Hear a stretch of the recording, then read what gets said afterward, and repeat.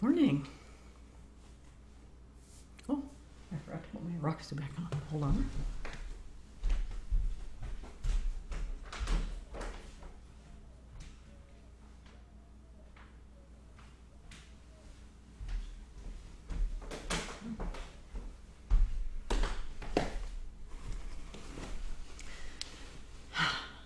Well, we made it. Apologies for all the glitches. I don't know what we'll do if we don't have Zoom. That's really hard to even imagine, right? We've now become so dependent on it for everything, or something like that. I don't know what we would do if we didn't have this capacity.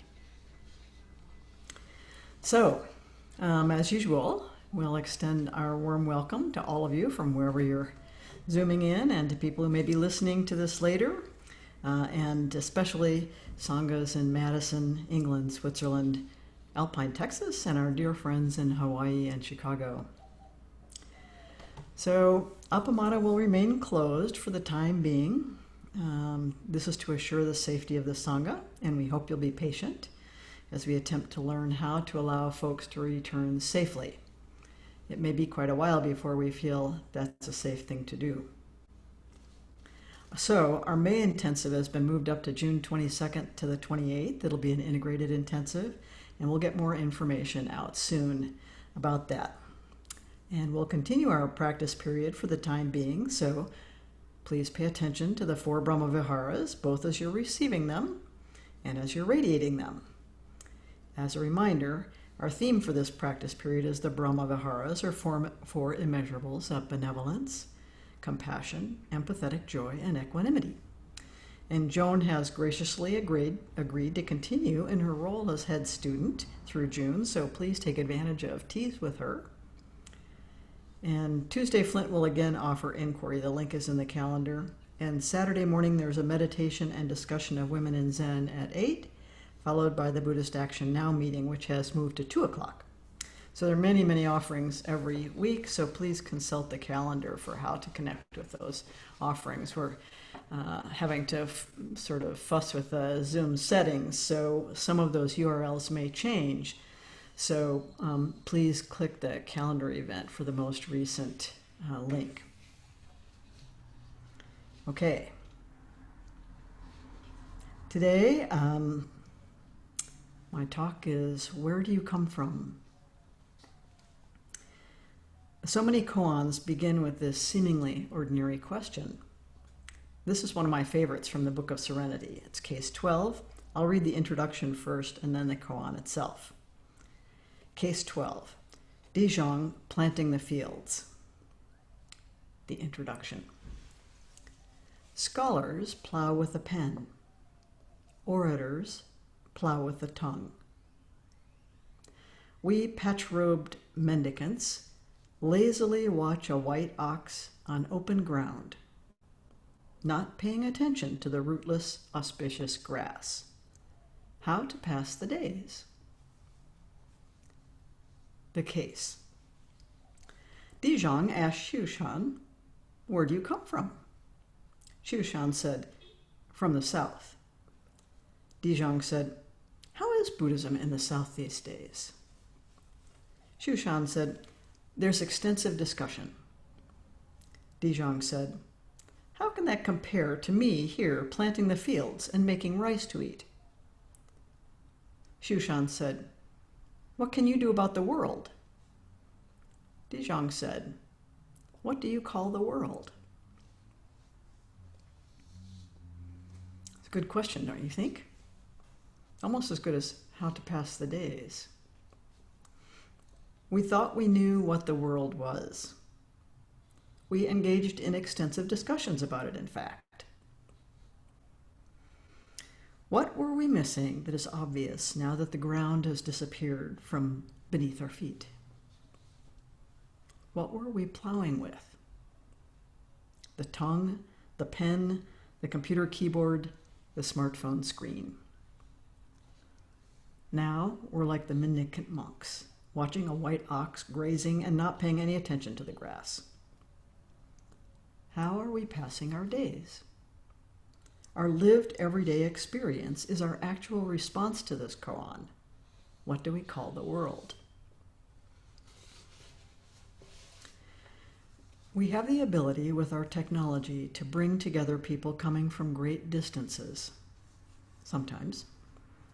We're fortunate that our spiritual tradition is not dependent on gatherings in churches, in buildings and grounds, finance committees, youth outreach ministries, missionary ventures, and church socials. It is a practice grounded in everyday activity and in the simple act of stopping, coming into stillness and silence. Its qualities of present moment awareness can be practiced anywhere, alone or with others. This unexpected COVID-precipitated upset in our daily lives and tasks and obligations allows us to step back and notice what we are paying attention to, what we are giving our energy and care to. Further, we can explore and deepen that quality of attending anywhere and in any activity. We find in spiritual friendships the support for that process of waking up in our own lives and discovery of what really matters, what our heart's aspiration truly is. But those friendships are not themselves dependent on our being in the same place. They're dependent on our intentions expressed in thoughts, words, and actions. We're discovering in these times that our ways of relating are shifting. Yet the aspiration for connection and mutual support is still strong. We're highly adaptable creatures, and we will adapt to these ever-changing circumstances as well. Our practice provides a powerful foundation from which we can meet whatever is arising. I think we are all still in a bit of shock about how swiftly the circumstances have changed and how global this change has been. But we are continuing to learn how to adapt and manage the new reality we inhabit. Suddenly, life and death are of supreme importance, and not only our own. Every day we're confronted with their absolute reality in stark numbers, in the ways that people we know begin to be stricken. In this, our practice is invaluable, keeping us awake and aware, asking us over and over again to discover how to live from an open heart, a boundless mind, and an interdependent web of relationships. What does it mean to express mindful, energized care in each new moment?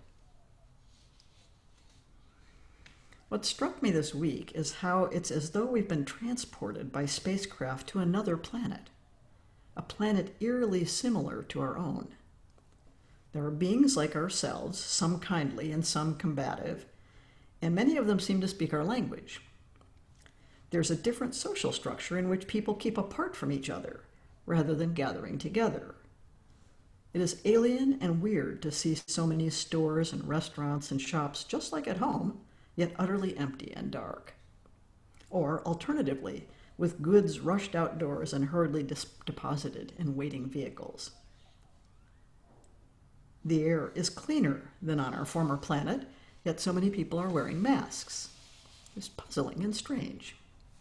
Only the children seem unaffected, drawing with chalk on the sidewalks, giggling, and riding their tiny bikes. When we are apart, we cannot reach out and touch each other, hug each other, sit knee to knee in quiet contemplation. It is easy to feel lonely, separate, abandoned, or shunned in this world. We must find the ways to connect at a deep level on this new planet. Our Zazen practice is a basic and simple process for grounding ourselves and opening a vast space within. Maybe you felt a deep emptiness or even a sense of despair in this situation. I think that is not only normal, but essential. We're facing a hard koan. What is emptied out is all of our old assumptions about ourselves, about other people, about the world itself, our old habits, beliefs, routines, expectations, judgments, and self-centered orientations. Just vanished, even the tiny certainties in our everyday lives, that we can buy yeast at the grocery store, that we can meet a friend for lunch at a restaurant, that our office will be humming with activity, are upended. Suddenly, we're filled with questions and great doubt. This happens all the time, of course. People face upending events all the time. Yet it has never happened all at once on this scale, globally. We are powerless in new ways and so confused by it. And we're transfixed by the spin in the news cycle, the experts, the politicians, the endless litany of everything that is terrible, heartwarming, creative, broken, hopeful, devastating. We really don't know. On this new planet, there is no past, no future, and no present. There's only this one ongoing activity, which every living being is sharing. What is a bodhisattva doing in this moment? We look around and we can see evidence of bodhisattva activity everywhere, so we can be heartened in the midst of the resounding silence, the distance, the tidal wave of change we're immersed in. Our practice is not about singing hymns, listening to sermons, trying to be good boys and girls so that we can end up in heaven and not some terrible other place. It is about listening deeply to our heart's true, clear aspiration, born of wisdom and compassion. It is about the creative expression of that aspiration right now, in this moment, in this new reality. We are, as we always have been, on our own. Not on my own, on our own. The fabric of Sangha is not so frail that it can be destroyed by our physical separation. The Buddha's disciples wandered far on their own, teaching the Dharma wherever they found themselves and practicing often in solitude. This Dharma, the teachings that have survived 2,500 years of every kind of catastrophic change, is resilient. And now we have the opportunity to participate in the evolutionary changes that are underway in our own time, to infuse them with the values of benevolence, compassion, empathetic joy, and equanimity. But to do so, we need to train and we need to practice. There's no time for dithering around here. I've heard from some folks that they feel disengaged, distracted, unsettled in their practice. I think that is understandable, given the jolt we've experienced, the alien planet we now find ourselves on. But it is our practice that will provide the resources and nourishment we need in these times that will sustain us and enable us to be awake to the possibilities for awakening ourselves and others in every situation. When we are in free fall, we need the stability that our practice offers, and we need the spiritual friendships that nourish and sustain us. And we need to remember that we practice not for our own well-being, although that is certainly a benefit, but as a support for others. We practice as an expression of our care. We are confronted daily with the Dharma. The truth of suffering is constantly before us, even when we ourselves are comfortable. We are aware that our situation can change in an instant, that our well-being is precarious. The immediacy of suffering is all around us. This is, the Buddha taught, a truth realized by the noble ones, the ones who have awakened. And we can see, too, the truth of the origin of suffering, the yearning in ourselves and others for things to be different, our quarrel with life as it is. Arising within us is the resistance, the rebellion against all that we dislike, all that we fear, all that we find oppressive and unwanted. The noble ones realize this, too, and they regard our struggles with compassion. Can the suffering be ended? Will a vaccine end it? A treatment plan? A government stimulus check? It should be obvious that there are no endings until there is an end to our battles against reality. When we give up, since reality always wins, when we surrender our demands that the world and its beings serve our wishes, satisfy our yearning, end our suffering, as well as the suffering we are creating For others, all of that ceases. This too is realized by the noble ones, the ones who are awake.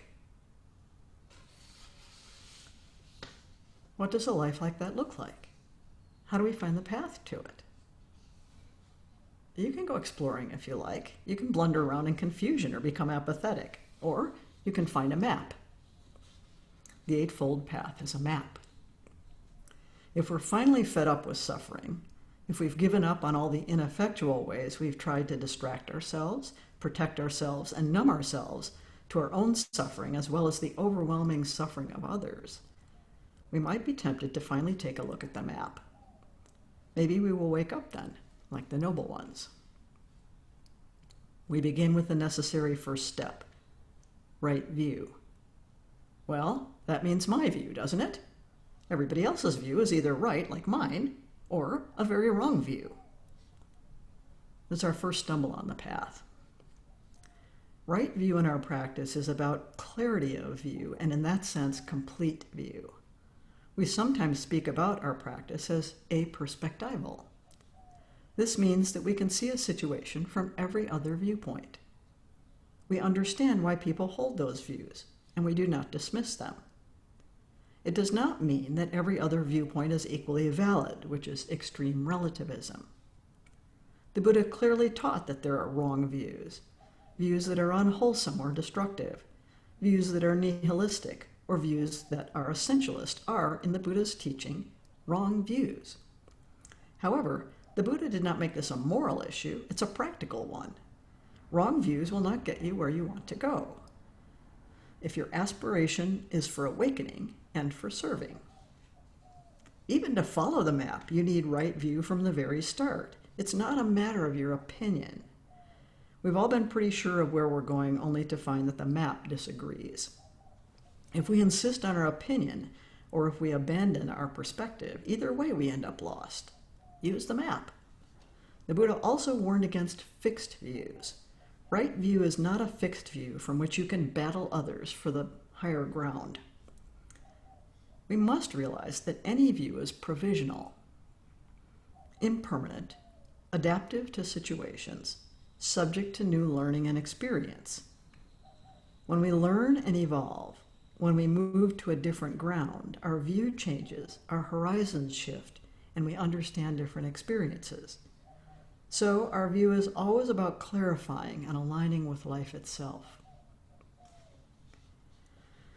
When we bring our Brahmavihara practice to this issue of right view, we can see that it is not merely a matter of seeing clearly or comprehensively.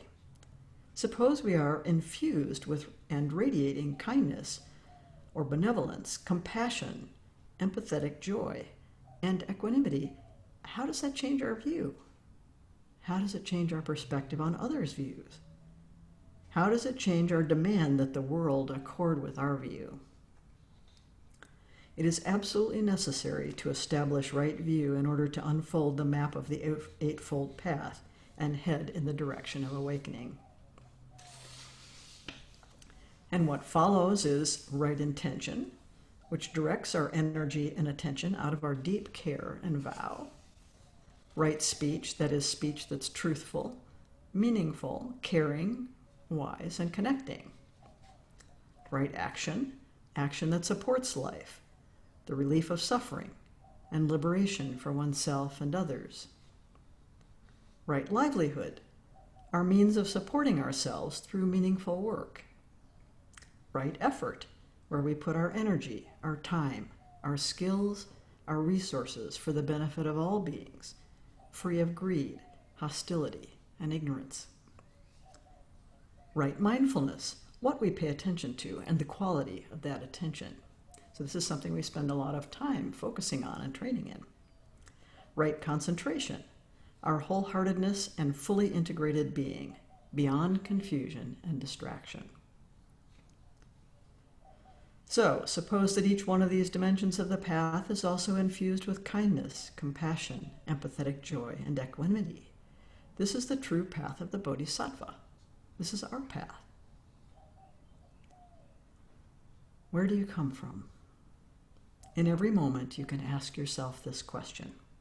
In every conversation, in every Zoom session, It is a broad and open inquiry.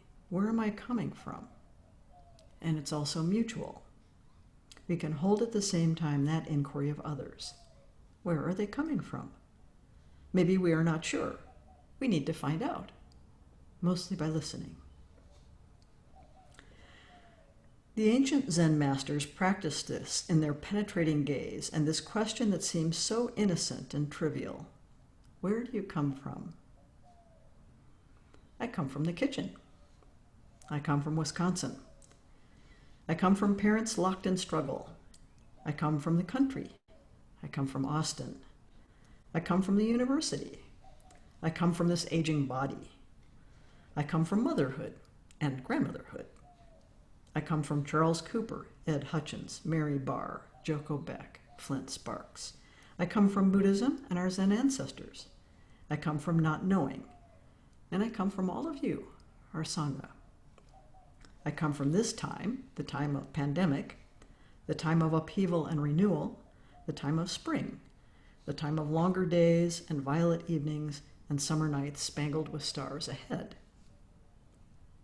Of course, I miss seeing all of you in the Zendo and the easy connection and physical experience of hugs, shared laughter, a hand on the shoulder.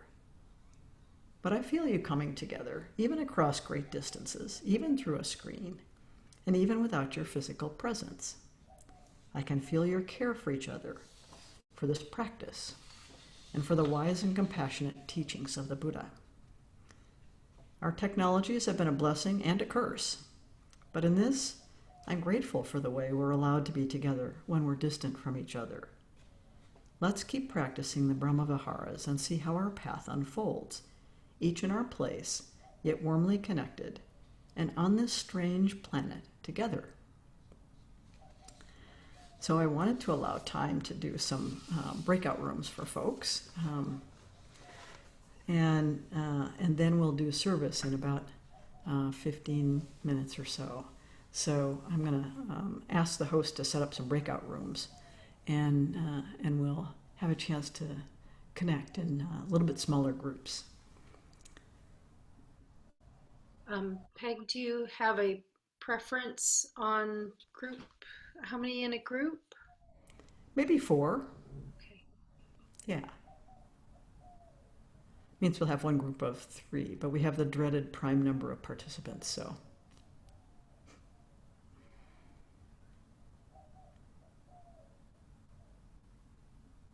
And for about 15 minutes or? Yeah, about 15 minutes, I'd say, till about 10:30.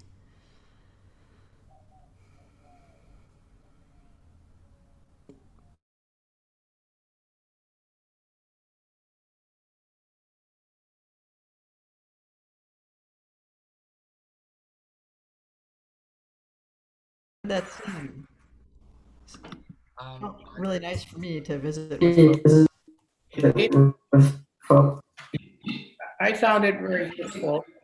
Yeah, it helped me. Good. Our group just did a virtual hug and it felt really good. So Oh. Wonderful. That's wonderful. You guys are so creative.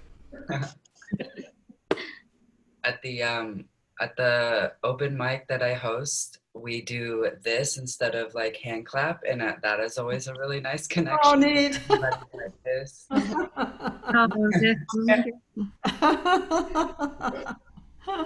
That's lovely. Gotta share the love and send the love somehow. So.